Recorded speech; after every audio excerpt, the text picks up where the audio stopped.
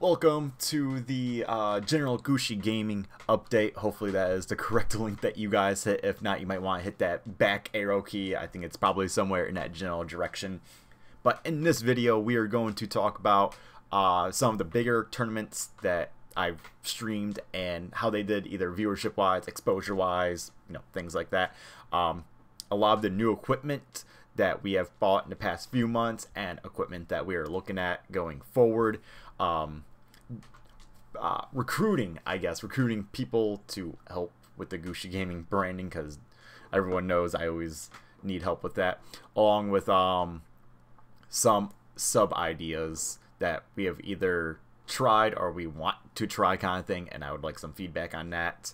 There will also be more sub questions, I guess. I believe in the more business centric GooshiGaming update, which I'll actually probably put links to all the other videos probably in the beginning of the video, again, just all over here kind of thing. So if I look over here, that's because I am looking at my spreadsheet of all the tournaments we've done. So I believe we're going to talk about, I think, 7 different ones, starting from Crown Fight and going down to the Michigan Arcadian Smash Festival kind of thing. So starting with Crown Fight, 111 entrants. That is super good for us, especially for the circuit finale. I think that was technically Michigan's first circuit, not including the Midwest circuit kind of thing.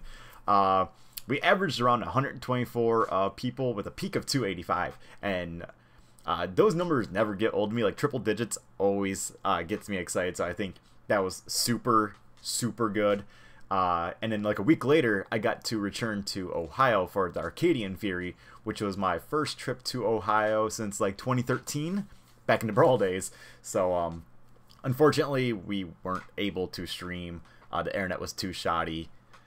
We even tried having my hotspot, and even though I had perfectly acceptable speeds, it just wasn't holding steady.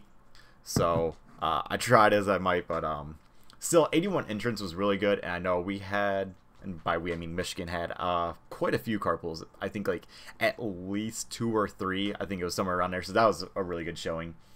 And then we got the Friday Night Smash Light. That was before Showdown 2, and 58 entrants, not too shabby, but 162 average viewership with 303 peak. That's pretty damn good.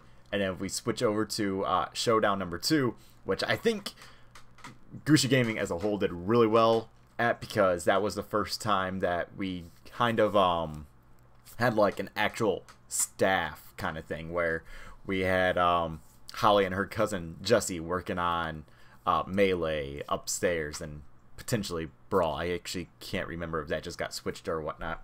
Along with it was me, Spooks McDog from Indiana on Push Block. We had Hot and Ray doing all the camera work and whatnot, and those lovely I think it was top 24, top 16 pictures, and both Spooks and Hot and Ray were doing social media posts and things like that, and it just felt like we were a professional organization. And damn, it was just a really good feeling just to have a group of people super organized, and everything was just working out nicely. And that was the first tournament where we actually tested out this bad boy, one of our new camcorders kind of thing, and it worked okay. We were having problems with the capture card. They're now resolved, and we'll talk about that in a few moments when we actually get to the equipment. But I think this gave us kind of a new perspective of what's to come with the GooshiGaming streams, because damn, having actual optical zoom and just better image quality and better tweaking tools with white balance, exposure, things like that is a blessing. It's a very, very nice blessing. So the viewership for Showdown 2 was unfortunately a little bit lower than the first one, but we did have less big names, but we still had 154 entrants. That's nothing to scoff at. Day 1, we averaged 180 people with a peak of 368. And then second day, we actually had an average of 368, and we peaked at 728. So I think the average, or excuse me, the peak was 100 or so lower than the first one back in December. But again, those are perfectly acceptable numbers to me. I was still the side stream kind of thing, so it's just for a side stream, I think those are really nice numbers. And then you fast forward, I think 2 weeks, to Little Big House 3 with 144 entrants. So third tournament with triple-digit entrants, which is always nice. Unfortunately, this was our weakest Little Big House stream, especially coming off last year where it was at the time our highest viewed stream. We averaged 807 people watching us with a peak of around 1,400. And again, those are great numbers. You can't really, think less of them. It's just, compared to year 1 and year 2, those did hurt the soul a little bit. But I mean, again, still insane numbers going into Big House. And then fast forward about 2 weeks, if I can, kind of do math, we had Spook City, which was okay. The after Big House tournaments always kind of hurt a little bit, especially when I believe like Youmacon was the week after or 2 weeks after kind of thing. So people were saving money for that. So 44 entrants with average viewership of 30 and a peak of 66. Again, it was still a really fun tournament. It was nice to see that, the monthly tournaments for Ori were coming back kind of thing. So didn't really hurt too terribly bad. But then we got Youmacon, which did cap at 128 entrants. And I think there was a major tournament going on. Probably something 2GG, maybe like Fire Emblem Saga, something like that. So our viewership wasn't the greatest along the lines of Spook Cities with an average of 35 and a peak of 85. But that tournament experience like opened my eyes to like how great staffs could be treated. Like, oh my gosh, I absolutely loved Youmacon and everything about it. So I hope to return next year, and with all the upgrades we already have, if I do return, damn, Youmacon is gonna look fantastic. And then the last tournament I want to talk about, which is the 5th tournament that hit triple-digit entrants, was the Michigan Arcadian Smash Festival. 126 entrants, which was pretty dope. 76 average viewership with a peak of 143. I would consider that a good one. It was a good tournament, a little hot, especially considering our computer kind of overheated at one point, and I had to put like a big ol' fan to keep it cool, even though it only lowered it by like 2 to 4 degrees Celsius. So that kind of leads into the next topic I want to talk about, which is the new equipment we got. And talking about temperatures, we actually got a liquid cooler slapped in our desktop, and that actually brought temperatures down from like an average of 60 to 65 to we're barely like cracking 40 degrees Celsius, and that is insane. I didn't expect temperatures to go down that much, but it's kind of nice to see those numbers, so we shouldn't have to worry about that anymore. Along with we slapped another 8 gigs of DDR4 RAM in there for system stability, because for whatever reason Saturday events like eat my RAM up like it's its job kind of thing. So we shouldn't have to worry about temperatures or RAM, I guess like bottlenecks, so to say. So that's kind of nice. And again, we did get our first camcorder. This is actually technically our second one. The first one had problems I didn't think I'd have to worry about, such as the USB. If it's plugged in, it just takes it as a computer input, and it doesn't actually let you record or stream from it kind of thing. Along with, it only records at 60 frames, but it doesn't pass through 60 frames. So that was kind of weird. So this was a blessing. I actually did some testing before I bought it kind of thing. Along with, we got backup audio cords, pretty much the ones that just go from the headset to the mixer. We got backups of them for length and whatnot, along with more USB extension cords, because those are always a blessing to have.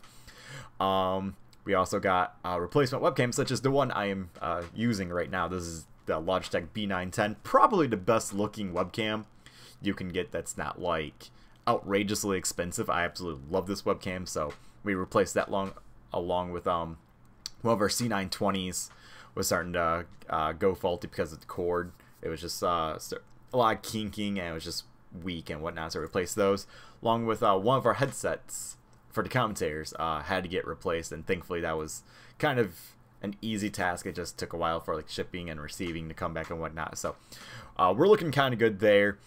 A few other things to note is the capture card that we did buy for this webcam, which was the Elgato Cam Link, that gave us problems. Those have been resolved, thankfully. We do got those, but the biggest purchase I think that we got, which will help us for years to come, is I actually got a quad HDMI capture card via PCIe So it's an internal one, up to 4 1080p 60 hertz inputs can be run simultaneously, so we could actually have, the game feed plus like 3 camcorders or just 4 camcorders and things like that. I actually just got that last night and I tested it, and I was very skeptical because I got it from eBay and whatnot, but damn if it's not one of the most pristine looking pieces of equipment we have gotten in quite some time. So that was kind of nice. Along with, we got things like RGB lamps for both the players and the commentators. So for the commentators, so we gotta do commercials or commentator switching, things like that. It's not so awkward to see on the camera. Along with the players, it's pretty much red and green for stop and go.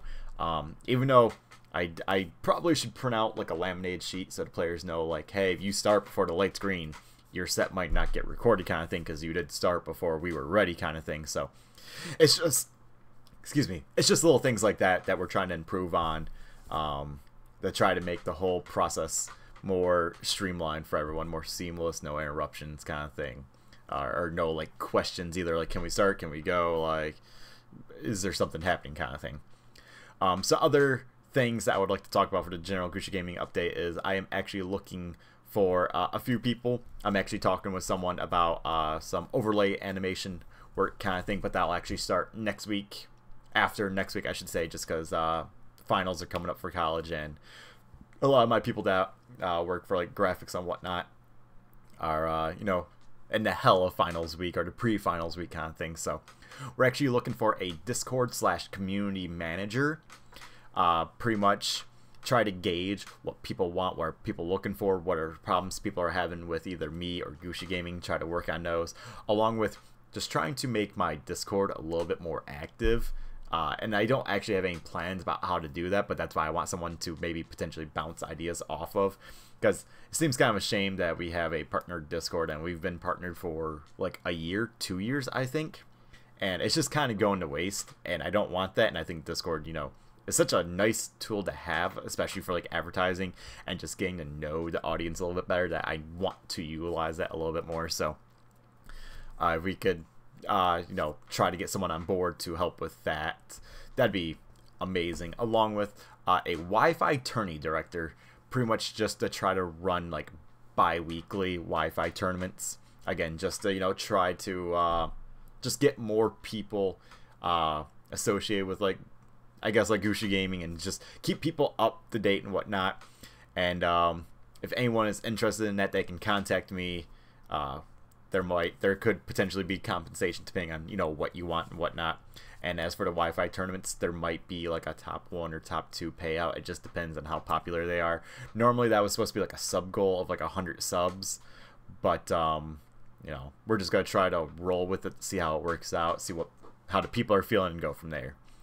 The last thing I want to talk about is more sub ideas. So starting next week, when we actually get a lot of graphics flowing for like the new Vistatech, those overlays and whatnot, we are like 100% going to make the sub mods business card, where you can get 10% off the mods by Scraft any day, anytime, kind of thing. They're the ones that actually brought the idea up to me, so they know like how much the Smash community is supporting them and supporting me. So when I go back to negotiate the terms, we could be like, hey, Smash people have helped us increase our revenue this much, or they're coming here this regularly, kind of thing, things like that. I did the sub barbecue back in, was that September?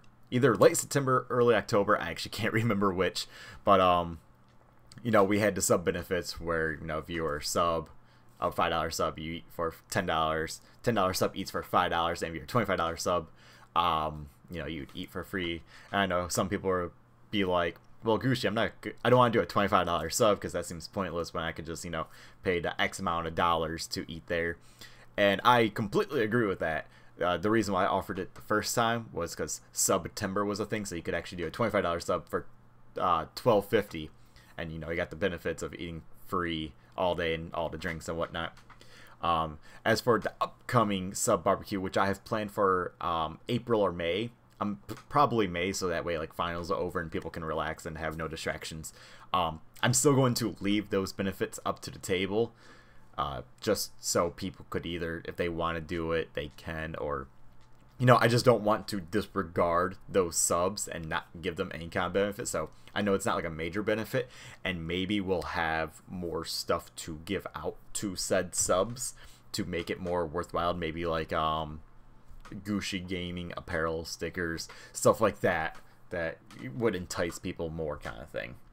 I think the last idea I want to bring up is again for $10 and $25 subs, because I feel like $5 subs do have a decent amount of perks right now. We really need to focus on the bigger people. Is a kind of luxury lounge for tournaments. So my idea was like once a month, and if the tournament is like big enough that calls for it, I would have a luxury lounge for $10 and $25 subs, which would include like a personal friendlies set up for just those subs, so you know they could just like do rotations or 1v1s amongst other subs like that, along with a TV with like maybe like my Chromebook connected to it, where they can turn on another stream to watch, and they could just have like a personal like viewing lounge for that tournament while they're at our tournament, kind of thing, and potentially like snacks that they could just like have all day, and a cooler full of like, I don't know, like fruit drinks, pops, energy drinks, things like that, just like exclusively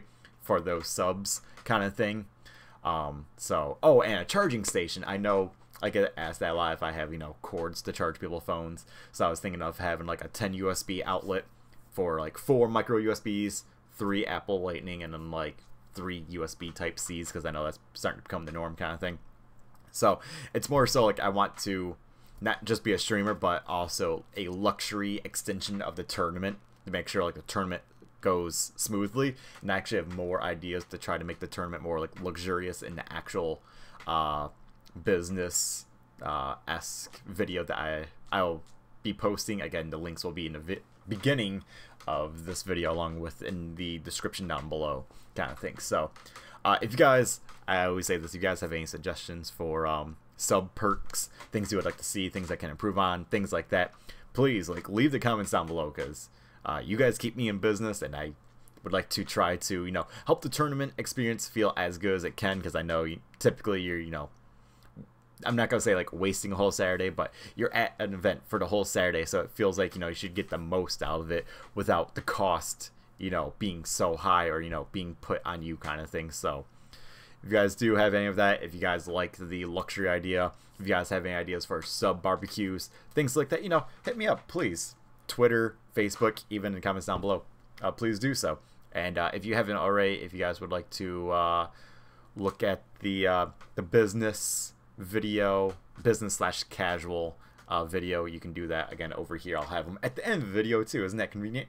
Or if you want to know more about the VistaTech, those updates all should be over here. Thank you for watching, and hopefully I get some feedback from you guys.